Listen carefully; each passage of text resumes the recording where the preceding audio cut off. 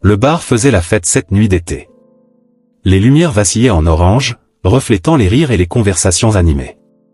Théo, un jeune homme noir d'une vingtaine d'années, était entouré d'amis qui partageaient histoire et rêves.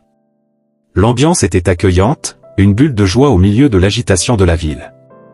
Il leva son verre de bière et le toasta avec un large sourire. « À l'amitié !»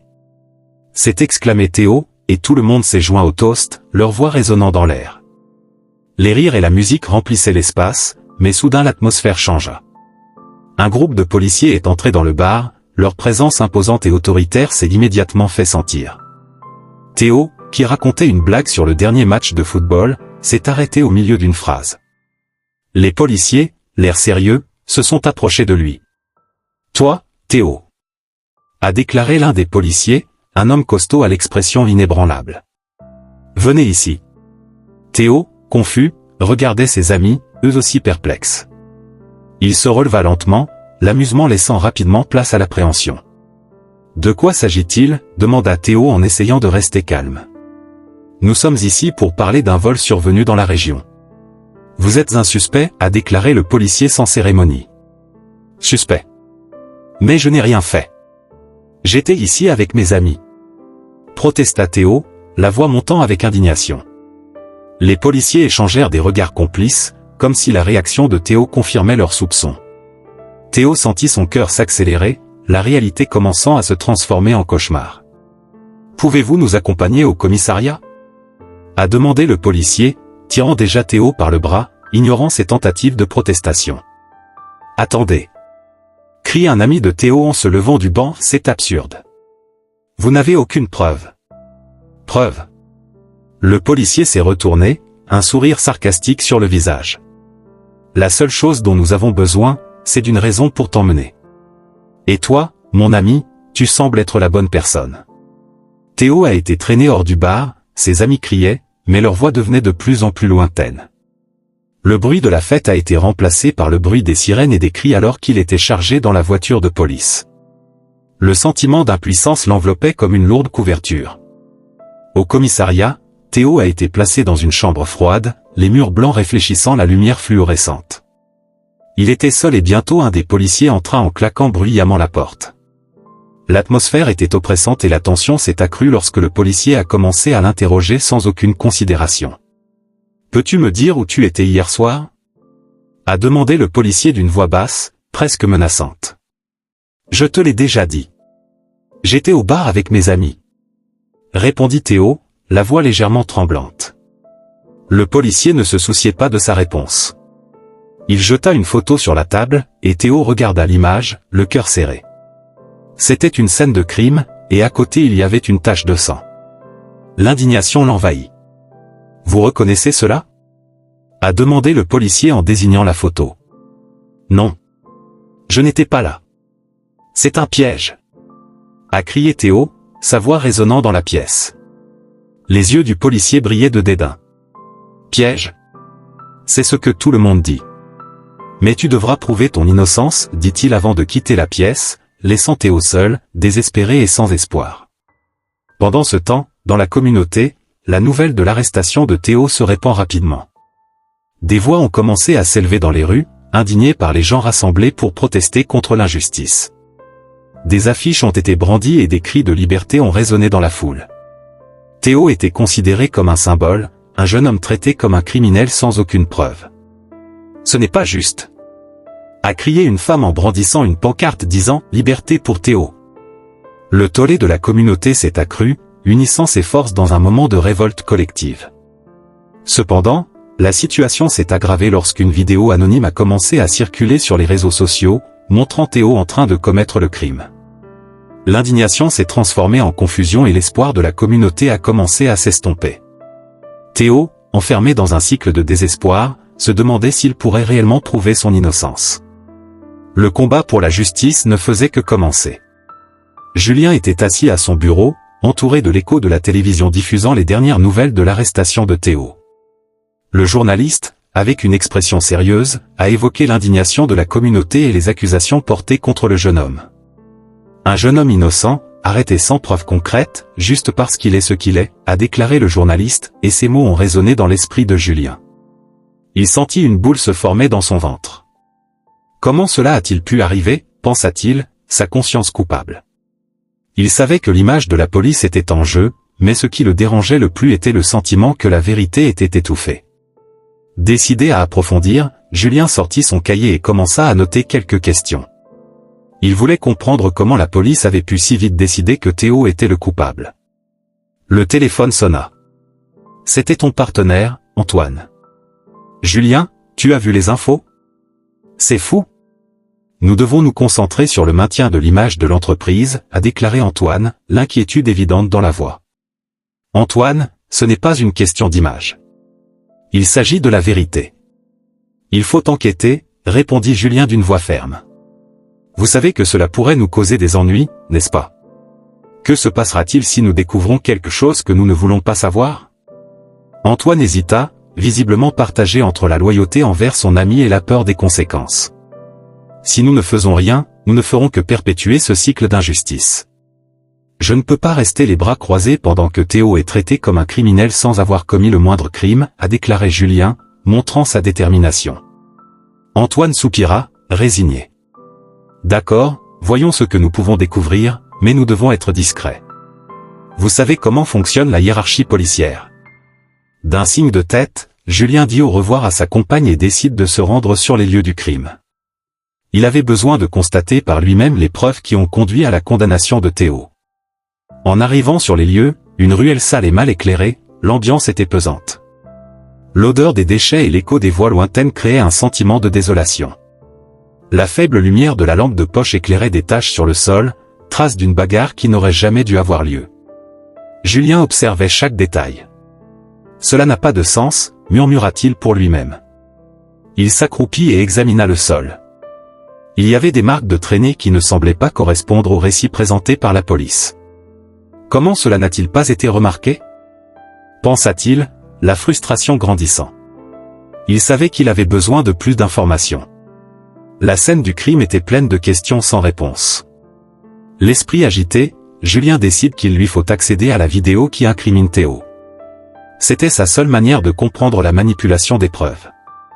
Il se dirigea vers le commissariat, lieu où les vérités étaient souvent déformées. En entrant, il trouva des collègues qui discutaient dans un coin. L'ambiance était tendue, et Julien sentait la pression monter. « Avez-vous vu la vidéo ? C'est choquant, a déclaré l'un des policiers, d'une voix basse, presque un murmure. « Oui, mais quelque chose ne va pas. Nous devons enquêter davantage, a répondu un autre, regardant autour de lui comme s'il avait peur que quelqu'un les écoute. Julien s'approcha, essayant de cacher son intérêt. « Pensez-vous que la vidéo est fiable ? Je veux dire, il n'y a aucun moyen d'être sûr que tout ce qui existe est vrai, a-t-il demandé, essayant de sonder leur opinion. C'est ce que nous avons. Nous ne pouvons pas remettre en question la source, a déclaré le premier officier en haussant les épaules. Mais si j'étais toi, je resterais à l'écart de cette affaire. La pression est grande. Julien sentit un frisson lui parcourir le dos. La conversation confirma ses soupçons, il y avait quelque chose de pourri dans la manière dont les choses se déroulaient. Il a rapidement dit au revoir et, en quittant le commissariat, a décidé qu'il devait agir. Quoi qu'il arrive, il ne pouvait pas l'ignorer. Le sort de Théo, et peut-être d'autres, était entre ses mains. Avec une détermination renouvelée, Julien savait que son prochain arrêt était la salle d'épreuve. Il avait besoin de voir cette vidéo par lui-même et il était prêt à prendre des risques pour découvrir la vérité. Il ne pouvait pas permettre que l'injustice prévale, pas tant qu'il y avait encore une chance de faire une différence. Julien était assis à son bureau, le regard fixé sur l'écran de l'ordinateur, où tournait en boucle incessante la vidéo qui incriminait Théo. Il ajusta ses lunettes, essayant de se concentrer sur les détails qui lui avaient échappé auparavant. Les images montraient un jeune homme, qui le reconnaissait comme étant Théo, au milieu d'un tumulte. Cependant, quelque chose le dérangeait profondément. D'un simple clic, il a mis la vidéo en pause et a agrandi la partie montrant l'action criminelle présumée. Pourquoi cette partie a-t-elle été coupée ? Marmonna-t-il en fronçant les sourcils. La vidéo semble avoir été modifiée pour omettre des informations cruciales. Il se leva et commença à parcourir le bureau, cherchant des réponses dans tous les coins. Il a entendu les murmures d'autres policiers, mais son esprit était uniquement concentré sur la découverte de ce qui se cachait derrière la manipulation. « Julien, Ça va? On dirait qu'il a vu un fantôme, a plaisanté l'un de ses collègues, Carlos, en passant devant lui. J'essaie de comprendre cette affaire. Quelque chose ne colle pas ici, a répondu Julien, sans quitter l'écran des yeux. Carlos se contenta de rire, mais Julien remarqua une ombre d'inconfort traverser son visage. La méfiance commença à grandir en lui. Pourquoi ses collègues semblaient-ils si détendus face à ce qui pourrait être une injustice? Déterminé à en savoir plus, Julien a décidé qu'il devait enquêter sur qui pourrait être à l'origine du montage de la vidéo. Il se souvient d'un groupe de policiers qui se réunissaient souvent dans un bar après le travail. Le ventre noué, Julien attrapa son manteau et partit. Lorsqu'il est arrivé au bar, l'atmosphère était remplie de rires et de conversations, mais il s'est concentré sur deux hommes qui se trouvaient dans un coin et qui parlaient à voix basse. Pensez-vous que le plan fonctionnera? Le gamin ne peut pas s'en sortir, dit l'un d'eux en regardant autour de lui. Bien sûr. Ils n'oseront pas enquêter. C'est juste une autre affaire à couvrir, répondit l'autre en riant nerveusement. Julien sentit un frisson lui parcourir le dos. Il s'est approché discrètement, essayant de capturer davantage le dialogue. Et si quelqu'un le découvre? Cela ne plaira pas du tout au patron, a déclaré le premier. Arrêtez d'avoir peur. Nous avons tout sous contrôle. Et si quelqu'un se met à renifler, on trouvera un moyen, assurait l'autre, avec plus d'assurance. Julien recula, sentant qu'à chaque minute qui passait, la corruption devenait plus évidente. Il lui fallait des preuves concrètes, quelque chose qui puisse mettre en lumière la vérité que tout le monde semblait vouloir cacher. Ce qu'il avait entendu cette nuit-là n'avait fait que renforcer son désir d'enquêter plus avant. Dans les jours qui suivent, Julien commence à poser discrètement des questions aux autres policiers. Il se garde bien d'éveiller les soupçons, mais la tension commence à monter. Certains de ses collègues, remarquant son intérêt, sont devenus visiblement nerveux. L'un d'eux, Marco, a même essayé de détourner le sujet pour en faire une conversation informelle.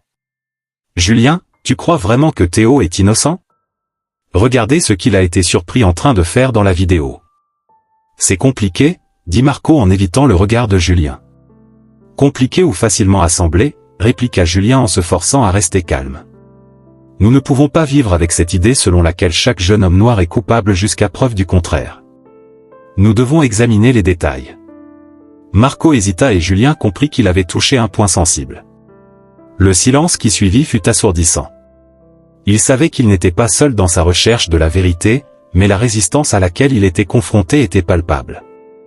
Les mots de Marco résonnaient dans son esprit, et si quelqu'un le découvrait? Sur ce, Julien a décidé qu'il était temps de suivre la piste du montage vidéo.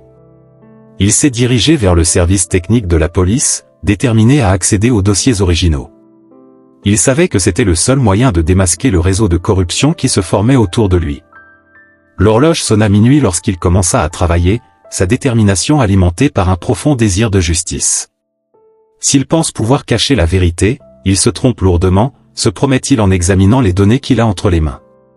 À chaque clic, à chaque fichier ouvert, le sentiment qu'il était sur le point de découvrir quelque chose de monumental grandissait en lui. La vérité était plus proche que jamais et il n'allait pas abandonner. Théo était assis dans sa cellule froide, des pensées confuses et de l'anxiété palpitant dans sa poitrine. Il avait du mal à croire la tournure que sa vie avait prise. La porte de la cellule grinça et Claire entra, le visage porteur de la détermination de quelqu'un confronté à une montagne de défis. Théo la regardait, son expression mêlant méfiance et curiosité. « Théo, je suis ta demi-sœur, » dit Claire d'une voix douce mais ferme. « Je suis venu ici parce que j'ai besoin que tu saches qui tu es vraiment. » « Demi-sœur? »« Je ne savais pas que j'avais une sœur, » répondit Théo, incrédule dans la voix. « Et qu'est-ce que cela a à voir avec mon arrestation ?» Claire sortit une chaise et s'assit. « Votre père? » C'était un policier respecté, mais il s'est impliqué dans de mauvaises choses. Il a fini par s'impliquer dans des activités illicites et, à cause de cela, de nombreuses personnes ont été blessées. Je soupçonne que son arrestation est une vengeance pour quelque chose qu'il a fait. Les yeux de Théo se plissèrent. Vengeance? Comme ça? Je ne connais pas mon père et je ne sais pas ce qu'il a fait. Pourquoi devrais-je te croire? Claire soupira, la frustration prenant le dessus sur elle. Je sais que ça paraît fou, mais j'en ai la preuve. Il s'est mêlé à des policiers corrompus, des gens qui sont toujours en service actif. Ils vous utilisent peut-être comme bouc émissaire pour dissimuler leurs actions. Théo secoua la tête, luttant contre la tempête d'émotions qui se formait en lui. Si c'est vrai, que dois-je faire? Je ne peux pas te faire confiance, je ne te connais pas, je comprends. Mais nous devons découvrir la vérité. J'ai une vieille photo de notre père avec certains de ses policiers. Cela pourrait être la clé pour comprendre ce qui s'est réellement passé, a déclaré Claire, son ton étant désormais plus urgent. Il hésita, mais la curiosité l'emporta sur les soupçons. Avez-vous cette photo? Où est-il? Claire sortit une enveloppe de son sac et la posa sur la table. Ici, regardez. Théo ouvrit l'enveloppe avec des mains tremblantes et en sortit la photo jaunie. Il regarda l'image, ses yeux se posant sur un homme au profil reconnaissable. « Est-ce mon père ?» demanda-t-il d'une voix brisée. « Oui. » À côté de lui, vous pouvez voir des policiers impliqués dans des affaires de corruption. Ils ont profité des activités illicites qu'ils menaient. Je ne les connais pas tous, mais je suis sûr qu'ils font partie du problème auquel vous êtes confrontés en ce moment. Théo regarda à nouveau la photo, l'esprit tourmenté. Si c'est vrai, ça change tout. Mais comment le sais-tu? Je l'ai recherché. J'ai cherché des informations sur notre famille et j'ai fini par découvrir le passé de notre père. Il a fait de mauvais choix, mais cela ne veut pas dire que vous devez payer pour cela, répondit Claire, la détermination dans son regard s'intensifiant. Et s'il découvre que tu m'aides? Cela pourrait être dangereux, Claire. Je ne veux pas que tu te mettes en danger à cause de moi, dit Théo, l'inquiétude évidente dans son ton. Je n'ai pas peur. La vérité doit éclater. Vous devez vous battre pour votre innocence et je vous aiderai, a-t-elle déclaré, le courage dans sa voix résonnant comme un appel à l'action. Et si tu te trompes? Et si ce n'était qu'une illusion, demanda Théo, le doute le rongeant encore. Vous n'êtes pas obligé de me croire, mais vous devez croire en vous-même. Tu es plus fort que tu ne le penses, Théo. Et si ce que j'ai dit est vrai, il faut agir vite, a insisté Claire. Le silence resta entre eux pendant un moment, pendant que Théo traitait de tout. Finalement, il prit une profonde inspiration et dit, d'accord. Découvrons la vérité ensemble. Si ce que vous dites est réel, je ne serai pas seulement une victime. Je me battrai. Claire sourit, une lueur d'espoir dans les yeux. C'est exact. Faisons ça. Tout d'abord, nous devons trouver plus d'informations sur ces personnes sur la photo. Si nous pouvons relier les points, nous pouvons prouver son innocence. Et Julien? Il peut nous aider, se souvient Théo, son esprit commençant à élaborer un plan. Oui, mais il faut être prudent. Il pourrait aussi être en danger. Faisons-le de la bonne manière, répondit Claire, commençant déjà à réfléchir aux prochaines étapes. Les paroles de Claire résonnaient dans l'esprit de Théo. Le combat pour la vérité ne faisait que commencer et, pour la première fois depuis son arrestation, il ressentit une lueur d'espoir. Julien était dans son bureau, entouré de dossiers et de rapports, mais son esprit était loin. Il ne pouvait échapper à l'idée que la corruption au sein de la police était plus profonde qu'il ne l'avait imaginé. Chaque jour, de nouveaux indices le conduisaient à un labyrinthe de mensonges et de trahisons qui se répandaient dans toute sa société. Il prit une tasse de café et regarda la ville par la fenêtre, pensant à Théo et à l'injustice à laquelle il était confronté. « Je ne peux pas laisser ça comme ça », murmura-t-il pour lui-même. Une détermination renouvelée surgit en lui et il savait qu'il devait découvrir la vérité, non seulement pour Théo, mais pour toutes les victimes du système. Cette nuit-là, Julien rencontre un informateur dans un café isolé, à l'abri des regards indiscrets. L'endroit dégageait une atmosphère sombre, avec des lumières tamisées et le bruit de la ville en arrière-plan. L'informateur, un policier qui avait quitté les forces de l'ordre, était nerveux et regardait autour de lui comme s'il avait peur d'être vu. « Julien, il faut comprendre, ces gens sont dangereux, dit-il d'une voix tremblante. Ils n'hésiteront pas à faire tout ce qu'il faut pour protéger leurs propres intérêts. »« Je sais, » répondit Julien en essayant de rester calme. « Mais j'ai besoin de savoir qui est derrière tout ça. Comment Théo est-il devenu la cible ?» L'informateur a hésité, mais a finalement révélé. Il existe un réseau de politiciens et de policiers impliqués. Ils profitent de la criminalisation des jeunes, notamment ceux de la communauté noire. Théo n'est qu'un parmi une longue liste. Julien ferma les yeux un instant, absorbant l'information. « Et est-ce que cela inclut mon patron ?» demanda-t-il, le cœur battant. « Qui est au sommet de cette hiérarchie ?» Je ne peux pas en dire plus. Vous devez être prudent. La dernière chose que vous voulez, c'est être la prochaine cible, prévint l'informateur en se levant rapidement et en disparaissant dans la nuit avant que Julien puisse en demander davantage. Il était assis là, l'esprit bouillonnant de questions et le sentiment d'urgence grandissant. Le lendemain, Julien décide de s'infiltrer plus profondément. Il a commencé à surveiller les activités de ses collègues, en prêtant attention à ceux qui semblaient les plus impliqués dans la manipulation des affaires. Lors d'une réunion clandestine, il a entendu des conversations qui l'ont laissé en état de choc. Théo n'est qu'un jeune homme parmi d'autres que l'on peut sacrifier, a déclaré l'un des policiers avec un sourire cruel. Personne ne s'en souciera. Et s'il apparaît dans l'actualité comme un criminel, nous serons considérés comme des héros. Julien sentit la colère monter en lui. Il savait qu'il devait agir, mais l'idée de dénoncer la corruption signifiait mettre sa propre vie et sa carrière en danger. Au cours de la conversation, il prenait des notes discrètes, essayant de recueillir le plus d'informations possible. Lorsqu'il a finalement quitté la réunion, l'adrénaline coulait dans ses veines. Il se souvenait des propos de l'informateur et du regard de Théo lorsqu'il l'avait rencontré au commissariat. « Je ne peux pas le laisser comme ça », pensa-t-il. « Il mérite justice et je le ferai pour lui. » De retour dans son bureau, Julien commença à organiser toutes les informations qu'il avait recueillies. Il savait qu'il avait besoin de preuves concrètes pour faire tomber le réseau corrompu. C'est dans cet esprit qu'il a décidé que le seul moyen d'obtenir ce dont il avait besoin était de s'infiltrer davantage, peut-être même de se rapprocher de certains des officiers les plus impliqués. L'idée était risquée, mais le besoin de justice l'emportait sur sa peur. Avec un profond soupir, Julien se prépara à ce qui allait arriver. Il sort son téléphone portable et envoie un message à Claire, la demi-sœur de Théo. « Nous devons nous rencontrer. J'ai des informations qui pourraient aider votre frère à sortir de prison et à dénoncer la corruption. » Claire a répondu rapidement, son inquiétude évidente. « Où et quand ? » ?»« Ce soir, dans le parc près du commissariat. »« C'est urgent. » Julien regarda une nouvelle fois par la fenêtre, la ville pleine de vie et en même temps pleine de sombres secrets. Il savait qu'il était sur le point d'entrer dans un jeu dangereux, mais le combat pour la justice valait tous les risques. Le sort de Théo et de bien d'autres dépendait de leur courage et de leur détermination. Julien se trouvait dans son petit appartement, entouré des papiers et documents qu'il avait rassemblés lors de son enquête. La lumière du jour filtrait à travers les rideaux, illuminant son visage inquiet. D'un regard déterminé, il passa en revue les preuves qu'il avait rassemblées, toutes plus incriminantes les unes que les autres. Le poids de la vérité était sur le point d'être révélé, et il savait qu'il ne pouvait pas hésiter.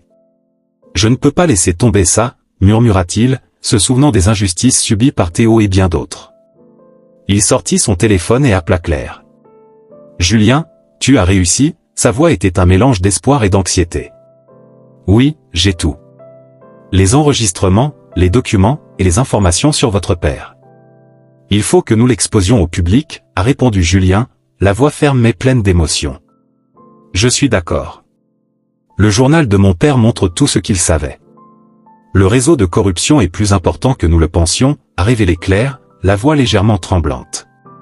La réunion pour la conférence de presse était prévue pour le lendemain matin. Julien savait que c'était le moment décisif, mais l'idée d'exposer son mentor, le respecté commandant Roche, le tourmentait. Il regarda le portrait de Roche sur son bureau, un homme qu'il avait toujours admiré, et sentit un os se former dans son ventre. Le matin de la conférence de presse, la salle était pleine à craquer. Reporters, caméras et citoyens avides de justice ont rempli l'espace. Julien monta en chair, le cœur battant fort. À côté de lui, Claire tenait fermement le journal, prête à soutenir tout ce qu'il disait. « Merci à tous d'être là », commença Julien, sa voix résonnant dans le silence tendu. « Aujourd'hui, je suis ici pour dénoncer un réseau de corruption au sein de notre propre police. Un réseau qui a ruiné des vies et perpétué l'injustice. » Des murmures commencèrent à se répandre dans la pièce. Il inspira profondément et poursuivit. Théo a été injustement arrêté et les preuves contre lui ont été manipulées par des agents censés protéger notre communauté. Claire intervint en brandissant le journal. Ce journal, rédigé par mon père, révèle comment lui et d'autres policiers ont été impliqués dans des pratiques de corruption. Ce qui est arrivé à Théo n'est pas un cas isolé, cela fait partie d'un système qui doit être démantelé. Les questions ont commencé à arriver, rapides et agressives. « Julien, tu es sûr de ce que tu dis ? Cela peut ruiner des carrières. Oui, j'ai raison. Et le plus douloureux, c'est que le responsable de cette opération de corruption est le commandant Roche, dit Julien, la voix ferme mais avec un tremblement d'angoisse. La pièce resta silencieuse pendant un moment, la gravité de l'accusation restant en suspens. L'expression de choc et d'incrédulité a envahi les journalistes. Êtes-vous en train de dire que votre mentor, quelqu'un que vous respectez, est impliqué dans tout ça, a demandé un journaliste, l'incrédulité évidente dans son ton. Oui, confirma Julien en déglutissant difficilement, mais il n'y a pas que lui. Nombreux sont ceux qui profitent de cette corruption. Et nous devons démanteler ce réseau, non seulement pour Théo, mais pour tous ceux qui ont injustement souffert. La conférence de presse a tourné au tourbillon. Les questions se multipliaient, mais Julien était bien décidé à ne pas reculer. Il savait que la vérité était son alliée la plus puissante. Après la conférence de presse, alors que les journalistes se dispersaient, Julien sentit un énorme poids sur ses épaules. Mais alors qu'il regardait Claire et voyait la détermination dans ses yeux, il ressentit une lueur d'espoir. « Merci, Julien. Tu as eu du courage, dit Claire émue. Je ne l'ai pas fait juste pour Théo. Je l'ai fait pour nous tous et pour un avenir meilleur, a répondu Julien, sentant que malgré la douleur, un chemin vers la justice s'ouvrait enfin. Pendant ce temps, Théo, désormais libre, se met à rêver d'un autre avenir. Lui et Claire se sont associés pour fonder une organisation dédiée à aider d'autres victimes d'abus policiers. À chaque pas qu'il faisait, il se sentait plus fort, plus déterminé à changer le récit qui opprimait tant de personnes depuis si longtemps. Julien, à son tour, savait que le combat ne faisait que commencer. Il était prêt à relever les défis à venir, déterminé à réformer la police de l'intérieur, luttant non seulement pour sa propre rédemption, mais aussi pour celle de tous ceux qui avaient été réduits au silence.